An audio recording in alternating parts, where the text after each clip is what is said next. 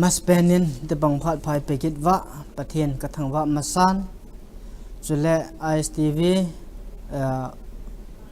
dai tol ko he paune hian chule to khom pi zo si jong ka jana salam kan pi dunia ke holim masangven pi le pa hinga chomcha na tawte kakip he pa nangma neilong sit kenin slime mun jang dam sela neilut sa ki zalin na ko ma ki pa thu kan se ken he pa na cha he chomcha na he na thua kan sei ding ho he pa nangman kalung sung avelin ka sei di ho he ka kam ka lei nangman hin mang cha nang chule angai do ho jong nangma lung tim ko hongin tin na cha ka taw ke ni sung le he pa kan sei sai ka sin satan thel bol thin na chom chuma kun jong nei chum khanin ti changa chu chon si thekum lai ta wa san manu tai la do thiang thogi ai hu ing pu nazre sum na ka taw hi amen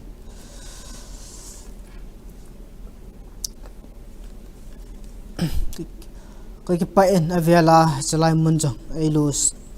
kalu thei ke jinjang avelin ke pa thu kan sei kenin thu tam sei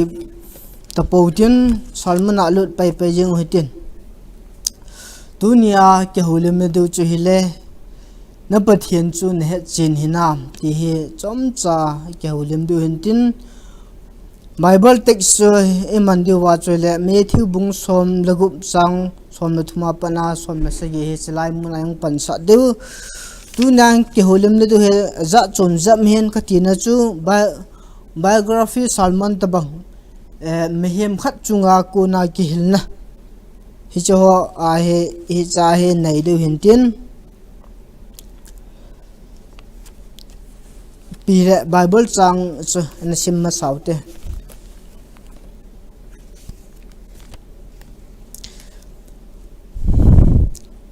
Matthew bung som lugup sang som na thuma pana som na sagi chan su in jiso kaisa Philippi gam kul sungejin a saijute za mi hon mi him chapai koi a hi ativem tina dongin a hi somdali suinam hon kim khanin John Baptist a hi ativin kim khanin Elijah a hi ativin kim khanin Jeremiah a hi lo le them ga hola khat pen hi ve ative tin a saijun a hi somdanga aman am ho za nang hola koi a hi nei tiva atin somgo chen Simon Peter en adon bu ne nang ma pathin hing chapa Krista chu na hi ati thing sim na wa nai pan velen pathin bu ken hanang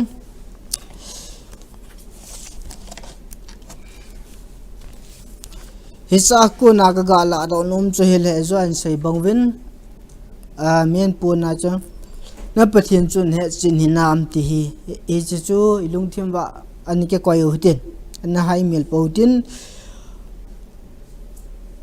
athum makai do go men tu lai Christian te a hi lo le mehem tam tai wa na hi le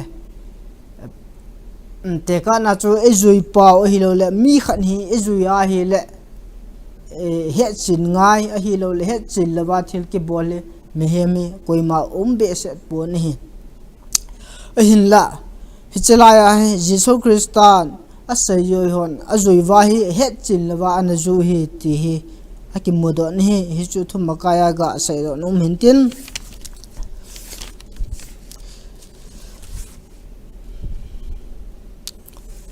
Jesus Christa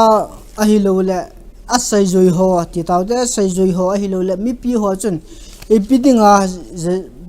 pathen Jesus Christa chun zui ham tia hele abang khan hin ne la cha ke holna a hi lo la bang khan hin adam mo ja adam theina dinga zui a hi lo la bang khan hin thilki dang ti chu kanan khopia golwa a lengpi tui asu lengpi tui thai tui si lengpi tui asu sa ho ta bang hi ho ta bang chu venu ma mi azui omin abang khat chu golnu na zu yang de hen hinla athupi pian chu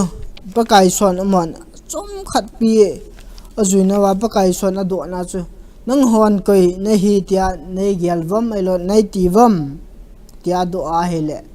asai zui a hilo le mi pi ho chun abang khanin leza abang khanin jeremiah abang khanin thim gao hol a khat hin te tia chona don bu hin a hin la Simon Pitolin ipiti adon banam tila nang ma Pathen hing sa pa Jesu Krista nahi etin anna phung do ni tunia hi chi kaga sei do num chu hele I hon jo Jesu Krista a hi lo le Pathen sa pa azuina wa kumza thing hitam te ngai to thai hen te kana KBC Centenary 2014 chun twang wa chunga anake mangin he kum zakhat to agela kum zakhat wal he tan hin la tu gya he ipathin hodan he ivana he le asu sa da bang lo a hi lo yang le e man sai wa pana ke sai jing a hi lo le mehem khat le ni wang chu tu ge hen ba nung chon a hi lo le hoi selen nan te zong le atam zo he piha eta chu ta sangai sa ni lo le ta sangai sa ke ti le lagaw langa leng vai a hi lo le bon che ka ya hu mai tan hi chi ta bang chu la sam na du gya he obang kha chu ma ke tho do thei lawa jang mi hin tam ta hin a hin te kan en khat ga sai lang ke hin nang ai lo le mi khat zui lang anung ama chu azun a hi lo le tha na ge a hi lo le iti sai tham ka he chil de hin a hin la a se zui hoven kum chu zat ai lo le a zui wang wa chu an he chen lo hin la mi khat se sen an he chen hi pau sam tuin ga ge se le ga la ya mi khat a su cha a hi lo le ti so pau sam to min hi je da bang chu din ka gelen am hola mi khat se sen an he chu iti lasina lasinum hitam ting chu Pathen ding in ga gi la hele ngai tu a hele ama ding jong num pon tin aji chu chu za kum chu za thai tha chu za hin zui wa ama ke san het kha lo a lo le het chin thei lo chu lai nan ta hin ai na zwa kan sei bong chun pitol hin kho he vena he le kidang ta he lo le ti za ta hin khum sa ho he pakai son ngaman mi a hen ma he ngaman na ko ro hin a ko ro ko na ban na hung sal hin chujong le pakai son adon bonin ake athi ni gai jun pitol na thi na ka thi ding a he anatin hin la Pathenin al khun masanga thum vai nei sai lap de he tia anagi ana sai hin la jang cho na su bul hin pitol he ivana he le ngaman mi mai hin e ho jang wa sai ding in abang chu lekha hello abang chu hello la si na thim na nei lo a hi lo le ta ki ngai sia du ko ta sen zong le tuni ne khon hi cho hi pon Pathenin ngaman mi ban hi ta cha man thea hi le kho chan pha thea hi le petal a chaina a abung bulanga ke hen bi ba chu ama chu an he ne a hen tu ni ne khon patata ai gela hi le Pathen he ne chit mo mong hinam ne chil lawa hi le patata an gial phain chujong la tu ni ne khon khat daga sai do num kinin e hon jong zui pau a hi lo le ít chọn sit và bạn na in khuôn man và hung biển thảo phật lệ pita biển thảo hom itia hele Pathen chu het chit mo mango hetan het chit ta jewa chu ma chu ka hu hing pa le ka leng pa hi tian ke san wa eta chu ai nom hoi in la het chin bang wa chu tu ni na khon so piti ho patat an gel phau tin het chin hoi tin het chin lo wa thil bol wa ai zui wa he le ni ko khal ki pa liu ni ko khal ai ho ding ham si na ni ko khal le i ho ding a thi na man na hung hi ding hi aji chu ai zui pau Pathen bon het chin lo wa a hi a he le iti pha the bo na ya i san du ham te ka ne kol a hi lo le za dang non Christian hon Pathen he a hi na bang ta en hi hanang hi zong le i ho ta san sa te Christian ten wang patat an ngai to tin he chin hu tin i zui pau hi koi ham a hi lo le sai zoi hon a zui wang wa chu an he lo banga chu i hon zong tu ge a zui wang wa hi he lo ham teng ngai tu thei hin ja chu he lo wa hi ta ang le tu ni na khon i zui pau hi Pathen hen Pathen di ta hi lai sit le asunga thil zo se sem chule ai ho jong ai sem ama hi a hi ti patatan enup na piu la han het chin the han abang chun a het chin wangin thil se abang khat loi chen ga sei ki lang ka pen tha nom poi tin abang in mi a sei pgm til thil si to ki khan ding a hi lo le thil a phalo lo a ngol ding a hi lo a chi num nang chi thei ta lo a don num nang don thei ta lo a sa num nang sa thei ta lo hi ta cha om sanga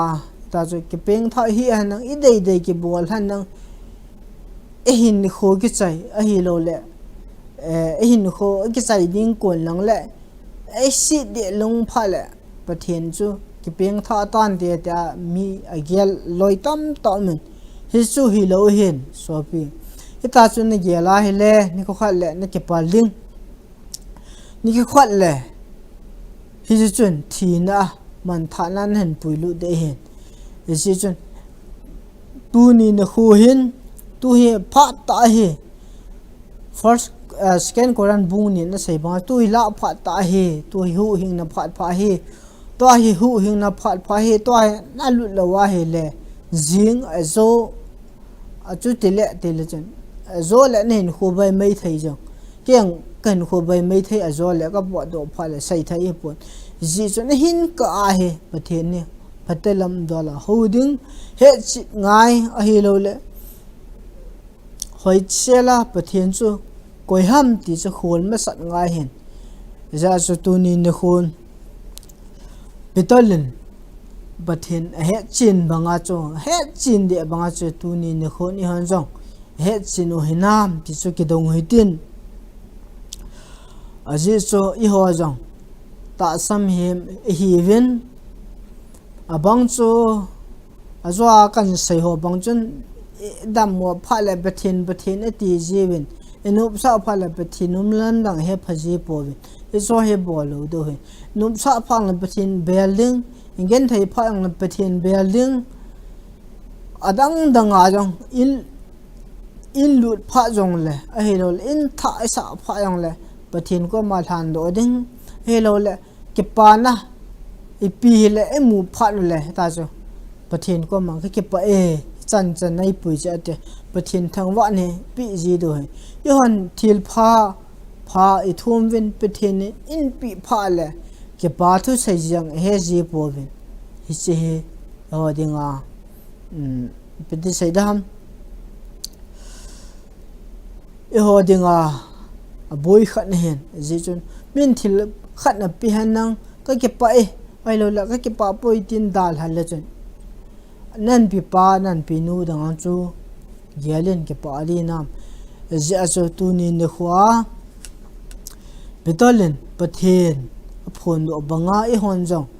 hoi lai ham khana chun Pathen he lo na ga ma chi ve a hi lo hoi lai ham khana chi chiu pha le min nang chu koi na ham tia tia indo wale hita chu pathian chu ilimin ki phung do hiung le ta sa in ki phung do hiung le ekam be a chu hiti khati ka hi keima hiti ti khati ka hi tia chu sei unga hin achu ti lowa hi le I ho jong ta chu phat thai bu na chu ki la la ama chu thangwa lewen ki ma nang le ni khat le I ho dang chu man tha na e phat thai bu na pau chu thi na le man tha na I nei do hi tiang ka ga sei do no min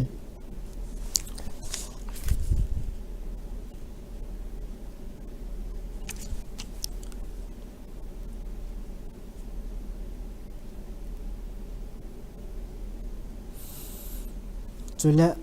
banin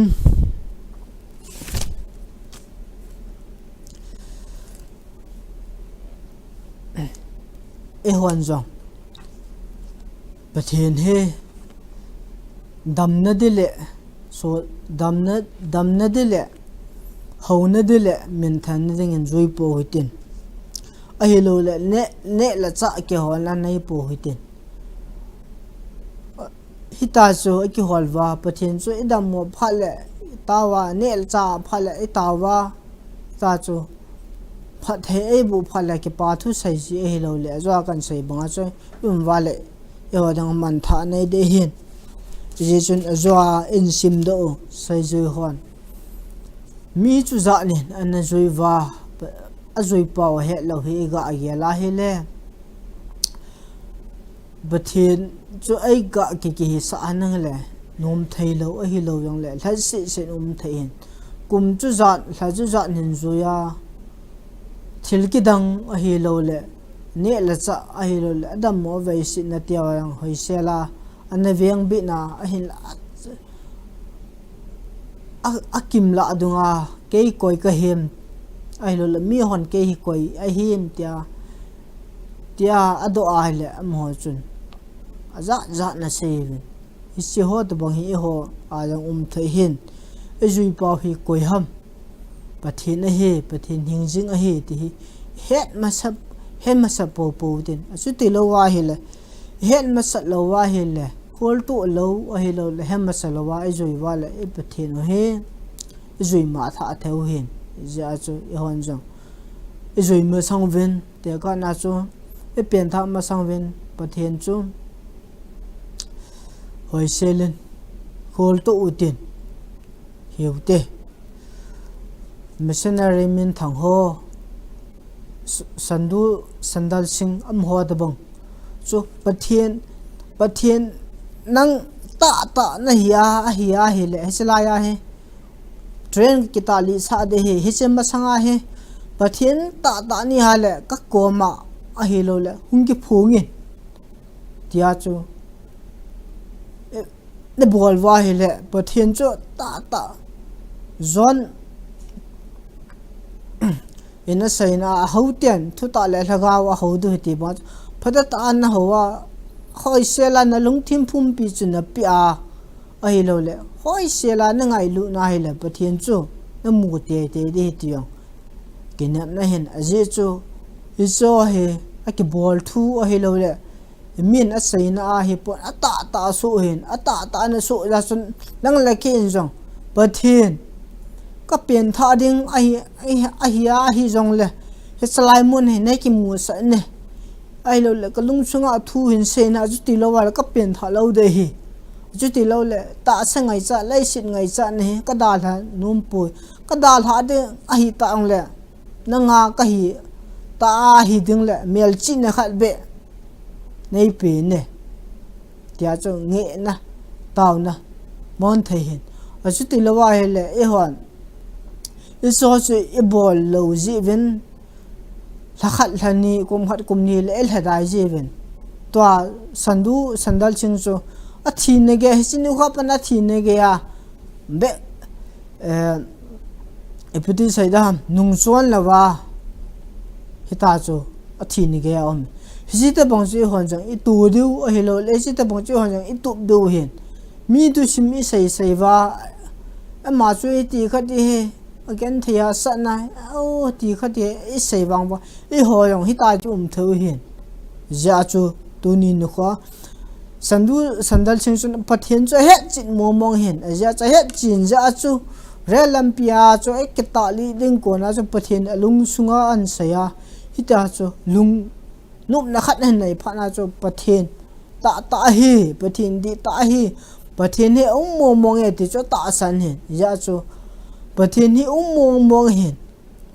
ya chu sam number somngal lang chu simal somngal kha chu mingolin Pathen chu poi ati ni ya chu Pathen poi de chu mingol pe nahi ya chu Pathen poi ti a hele mingol nahi jong le Pathen poi ti ana se a hele ni kha le nang la nang na ke pal thei he cha ko na chu na la dai thei he cha ko na chu na lungya si thei he ja chu tu ni no kha Pathen hi het sit ngomo hinam tia